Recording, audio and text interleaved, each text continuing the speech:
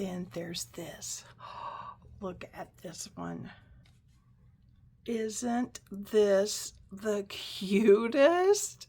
It's so festive. It would be so fun to wear to farmer's market or to pick the tomatoes in your garden. I don't know. This would just about dress up anything. How cute it is. But it came off of a blouse from this fabric. Obviously, I've cut it all apart. The blouse had 2 cuffs. I saved one of the cuffs when I cut it. I cut a cuff in half. See, it was like this, and I cut it down the middle. Now I can make 2 little corsages from 1 cuff, and I'm going to show you how to do that. So, based on the colors in this, because I wanted it to sort of be matchy-matchy, I went through my stash of ribbons, and I had 2 new spools that I thought looked really cute with this. Rickrack, that bumpy little ribbon, and this little tiny polka dot white ribbon, and then I had some vintage straight from the 1970s. This, what is this? A floral applique. Also, from my mother's stash, I can make anything I wanted if it was in that drawer. I sort of feel that way again. And it just fills my creative soul with joy. With joy. Do that for yourself. Create. Do that for yourself. Fill your creative soul with joy. Maybe you need to go bake some chocolate chip cookies to do that. Or whip up a batch of sourdough bread. I don't know. Just do something. So I will be using this lace as the base for my flower. Let me show you how to do that. Used a serging zigzag stitch to finish the edge. Now I'm going to show you, because I got so excited with how cute this turned out that I thought I needed to show you how to do this. So I'm just using the button and the buttonhole that was already on the cuff, so it will fit like this. Now I'm going to sew the accessories on the top right here, and you can hot glue this if you want to, but I'm going to sew mine with this right here. I'm calling the main flower, and it's made from this lace right here, and it needs to be about 18 inches long. Now, you know a yard is when you touch your nose and then stretch your arm out all the way like that is a yard. The length of your arm, from your nose to the length of your arm. But I only need about 18 inches, half of that. So I'll go ahead and measure 18 inches, and it's right about there. Now, you can hang up on being a perfectionist about this, or you can just enjoy the process. And I'm just going to enjoy the process, okay? Okay. So here is my 18-inch piece. And you know what? If it's not long enough, I think it will be, but if it's not long enough, then I'll just add a little bit to it. So I'll turn the camera down so you can see what I'm doing. Now, you will need to thread a needle because you're going to make a gathering stitch. So I just put thread through the needle. Do you know how to thread a needle?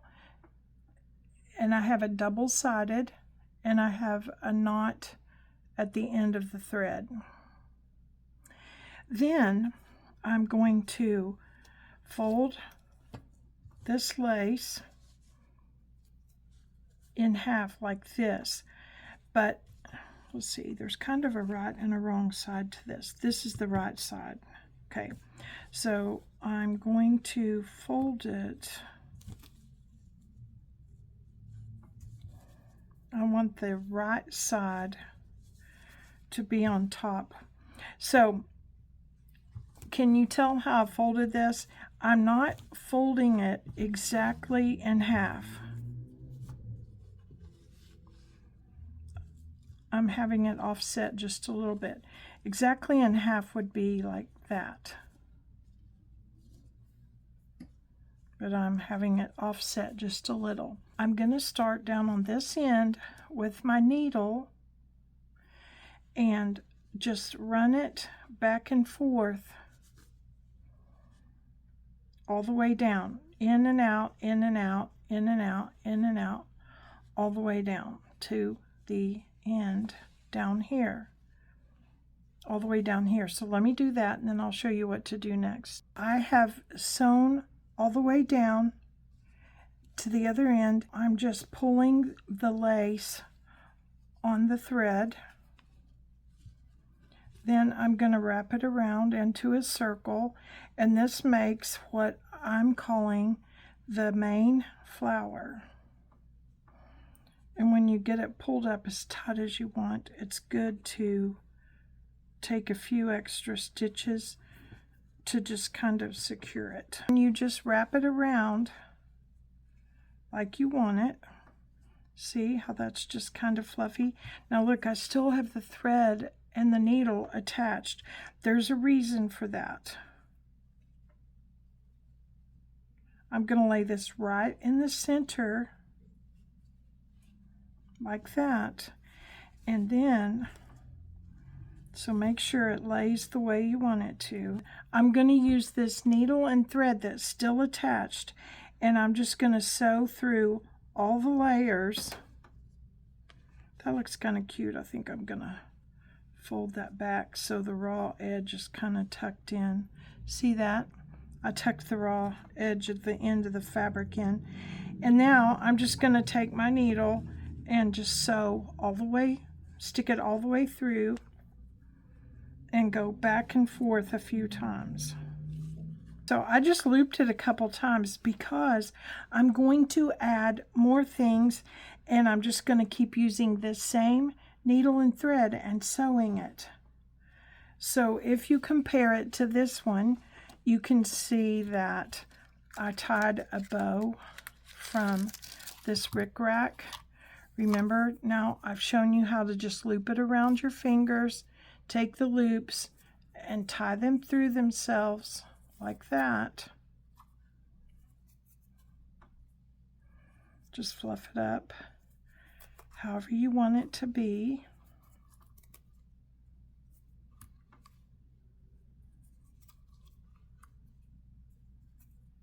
Like that. So I'm going to move this away.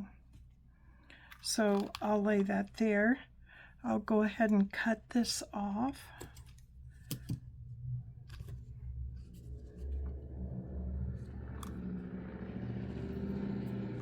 I think I'll make it a little smaller. I don't want those loops quite so big.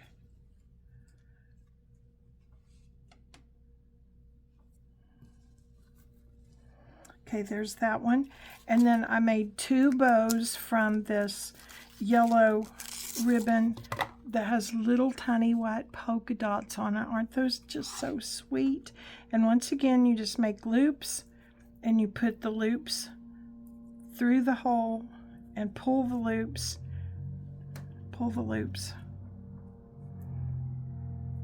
and adjust the tails.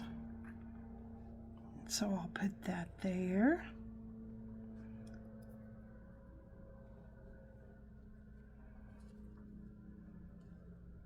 And I'm going to go ahead and cut this off. And I'm going to make one more because I like two of the little yellow ones. I just love this narrow ribbon. So I'm going to go ahead and make another bow.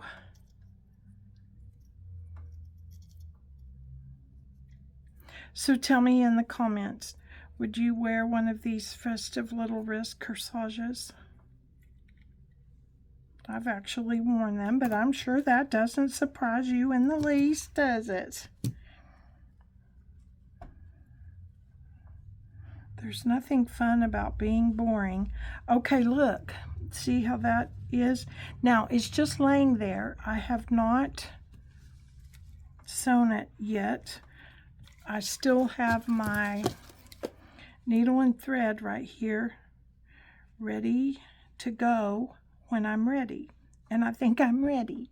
So what I want to do, just pull it up tight, and then I want to make sure that I stick the needle down through all the layers.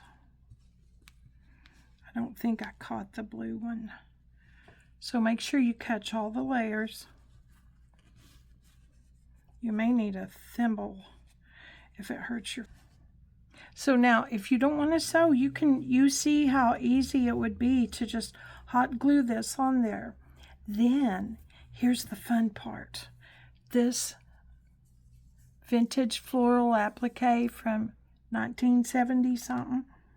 I'm going to use one of these.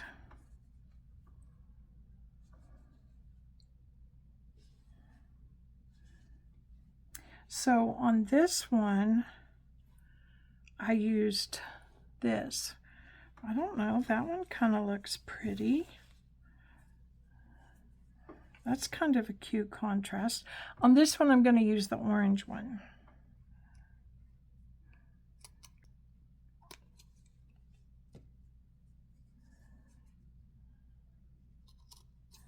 There we go. It's going to be so pretty.